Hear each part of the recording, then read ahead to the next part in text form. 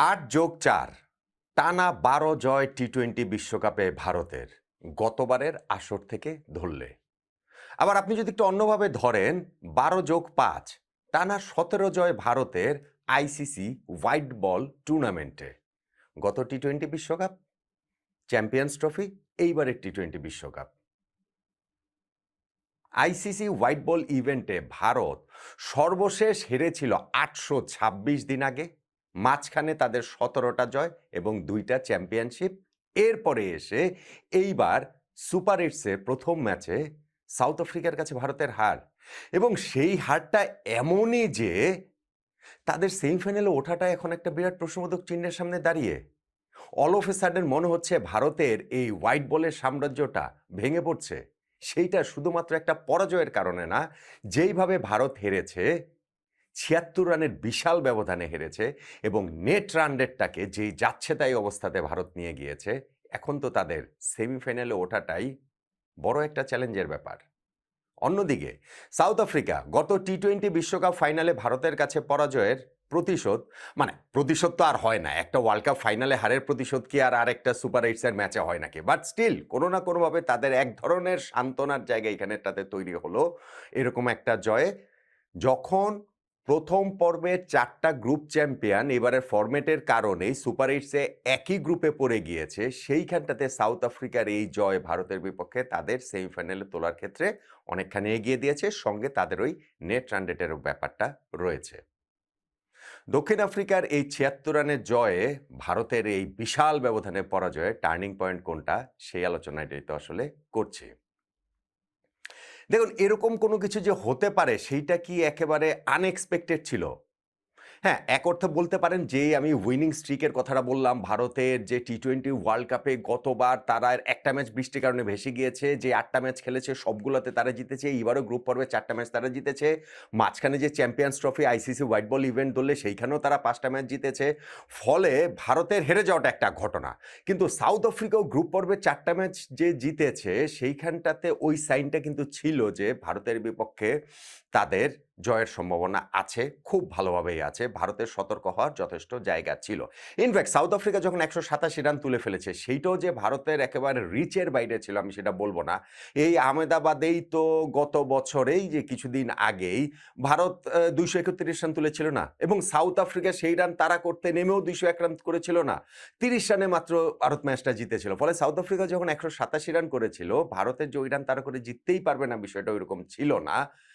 এমনকি তারা শুরুতে ২৬ রানে ৩ উইকেট হারিয়ে ফেলার পরও সাউথ আফ্রিকা তো তাদের ব্যাটিং ইনিংসে ২০ রানে ৩ উইকেট হারিয়ে ফেলেছে। সেইখান থেকে রিকভার করেছিল, ভারত আর রিকভার করতে পারেনি।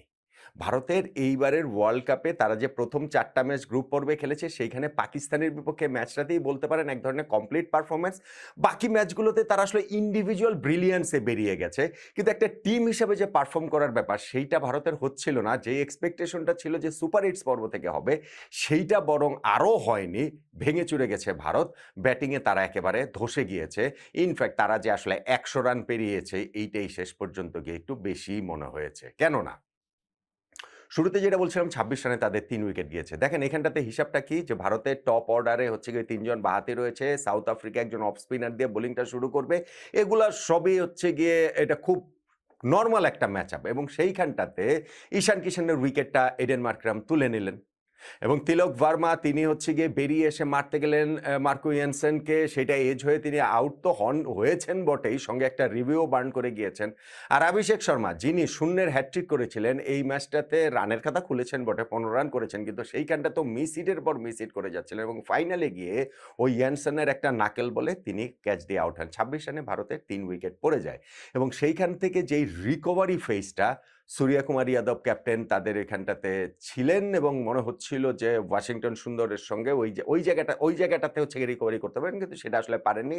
করবিন বশ তিনি যখন পরপর ২ ওভারে ২টো উইকেট তুলে নিলেন, স্পেশালি সূর্যকুমার যাদবের উইকেটটা ৫১ রানে ভারতের ৫ উইকেট চলে যায়। সেইখান থেকে আসলে আর কামব্যাক করাটা মানে খুব কঠিন হয়, স্পেশালি সাউথ আফ্রিকার এই বোলিং অ্যাটাকের বিপক্ষে। ভারতও সেটা পারেনি। একটা পার্টনারশিপ গড়ার চেষ্টা ওইখানে শিবম দুবে এবং হার্দিক পান্ডিয়ার হয়েছিল, কিন্তু ১৫ নম্বর ওভারটাতে Keshav Maharaj Scott, Tristan Stubbs, Boult, Keshav Maharaj এই ঘটনাটা ঘটেছে ৩ বার। বাউন্ডারি লাইনে ৩ জন ক্যাচ দিয়ে ভারতের আউট হয়ে গিয়েছেন ওই একই ওভারটাতে এবং তাতে করে ৮৮ রানে ৮ উইকেট ভারতের পড়ে যায়। যেটা বলছিলাম ১০০ রান তারা পেরোতে পারবে কিনা, ফাইনালি তারা ১০০ পেরিয়েছে। কিন্তু সেটা পেরোলেও ওই মার্কো ইয়ানসন আরও ২টা উইকেট তুলে নিলেন পরপর। ৪ উইকেট তার হয়ে গেল। ১১১ রানে ভারত অল আউট হয়ে গিয়ে ৭৬ রানে ম্যাচটা তারা হেরে গেল। এখন ১৮৭ যে সাউথ আফ্রিকা করেছে সেইটার এত পিছনে যে ভারত থেকে এইভাবে অল আউট হয়ে যাবে, এভাবে হুড়মুড়িয়ে ভেঙে পড়বে, স্পেশালি যখন আপনি কনসিডার করবেন যে ডিউয়ের কারণে ব্যাটিংটা তুলনামূলক সেকেন্ড হাফটাতে সহজ ছিল, তখন কিন্তু ভারতীয় ব্যাটিংটার পাশে একটা বড়সড় প্রশ্নবোধক চিহ্ন বসিয়ে দিতেই পারেন। আর South Africa professional performance, specially তাদের ব্যাটিংয়ের কথাও যদি আপনি বলেন, হ্যাঁ, শুরুতে ২০ রানে তাদেরও ৩ উইকেট চলে গিয়েছিল। ওইখানটাতে জাসপ্রীত বুমরা ২টা উইকেট তুলে নিয়েছেন, ম্যাজিশিয়ান আর্শদীপ সিং তিনিও একটা উইকেট তুলে নিয়েছেন এবং সেইখান থেকে ডেভিড মিলার এবং ডেওয়াল ব্রেভিস তারা ৯৭ রানের একটা জুটি করেছেন, যেই জুটিটা ওই বিপর্যয়টা রোধ করেছে। ব্রেভিসের তিনি যখন ২৯ বলে ৪৫ রান করে আউট হয়ে গেলে সেই পার্টনারশিপটা ভেঙে গেল এবং সাউথ আফ্রিকা তারপরেও ডেভিড মিলার যেহেতু ছিলেন, হিসাবটা ছিল যে তাদের ২০০ প্লাস স্কোর হয়ে যেতে পারে। ১৫ ওভার শেষে তাদের স্কোর ছিল ৪ উইকেটে ১৪৪। কিন্তু ওই ১৬ নম্বর ওভারটাতে বরুণ চক্রবর্তী খুবই গুরুত্বপূর্ণ উইকেট তুলে নিলেন ডেভিড মিলারের, যিনি ৩৫ বলে ৬৩ রানের একটা ইনিংস খেলেছেন। বরুণ চক্রবর্তী এই ম্যাচে ৪ ওভারে ৪৭ রান দিয়েছেন। তারপরেও তার ওই উইকেটটার মূল্য আসলে খুবই গুরুত্বপূর্ণ। কেননা মিলার থাকলে কি হয় সেটা তো আমরা আসলে জানি। বরুণ চক্রবর্তী এর মাধ্যমে টি-২০ ফরম্যাটে টানা ১৮টা ইনিংসে তিনি ম্যাচে বোলিং মানে উইকেট পেলেন, যেইটা আর্শদীপ সিংকে পেরিয়ে গিয়ে ভারতের হয়ে ওই উইকেট টেকিং এর লং স্ট্রিকটা যেটা, সেটা হচ্ছে গিয়ে তার এখন নিজের করে নিলেন। ডেভিড মিলার আউট হয়ে যাওয়ার পর স্কোরটা আর ২০০ হয়নি। কিন্তু ২০০ না হলেও যে ১৮৭ হয়েছে সেইটা লাস্ট ওভারে গিয়ে হার্দিক পান্ডিয়ার উপর দিয়ে যে ট্রিস্টান স্টাবস ঝড় বইয়ে দিয়েছেন, ২০টা রান তুলে নিয়েছেন, একটা ৪ পেয়েছেন। লাস্ট ২টা বলে ২টা ছক্কা তিনি মেরেছেন। ২৪ বলে ৪৪ রানের একটা ইনিংস খেলেছেন। তাতে করেই সাউথ আফ্রিকার স্কোরটা এই ১৮৭ পর্যন্ত চলে যায়। ভারতের আর এই জায়গাটা থেকে জবাব দেওয়ার মতো অবস্থা ছিল না। তারা ওই কি বলা চলে যে ১১১ রানে অল আউট হয়ে গিয়ে ৭৬ রানের বিশাল ব্যবধানে ম্যাচটা হেরে গেছে। সাউথ আফ্রিকা শুধু ম্যাচ জয়ের মাধ্যমে ২টা পয়েন্টই পায়নি। নেট রান রেটটা তারা +3.800 করে ফেলেছে। ভারতের সেদের ২টা পয়েন্টই শুধু মাইনাস হয়নি, মানে 0 পয়েন্টই তারা থাকেনি। -3.800 তাদের নেট রান রেট। ফলে এই গ্রুপে যখন ওয়েস্ট ইন্ডিজ, জিম্বাবুয়ে আরও ২টা গ্রুপ চ্যাম্পিয়ন রয়েছে, সেমিফাইনালে ওঠার ক্ষেত্রে নেট রান রেটটা একটা গুরুত্বপূর্ণ ফ্যাক্টর হয়ে উঠতে পারে। ফলে এই ম্যাচটাতে সব দিক থেকেই ভারতের একটা সর্বনাশের ঘন্টা বেজে যাওয়ার মতো অবস্থা হয়ে গিয়েছে। তাহলে এই ম্যাচটাতে সাউথ আফ্রিকা যে ভারতের টি-২০ ওয়ার্ল্ড কাপে টানা ১২ ম্যাচ জয়ের রেকর্ডটাতে ছেদ ধরালো এবং আইসিসি হোয়াইট বল ইভেন্ট যদি হিসাব করি তাহলে ১৭ ম্যাচ ভারতের অপরাজেয় থাকার রেকর্ডটা যে তারা ভেঙে দিল। ভারতকে আইসিসি ওয়ানডে ইভেন্টে যে এতদিন পরে তারা যে এইখানটাতে যে হারের স্বাদ দিল, সেখানটাতে টার্নিং পয়েন্ট কোনটা? আমার কাছে মনে হয় যে এই ভারতের ১৮৭ রান তাড়া করে জেতার সামর্থ্য এই ব্যাটিং লাইনআপের সত্যিকার অর্থেই ছিল। আমি সেটা মনে করি ডিউ ফ্যাক্টর-ট্যাক্টর সবকিছু মিলিয়ে।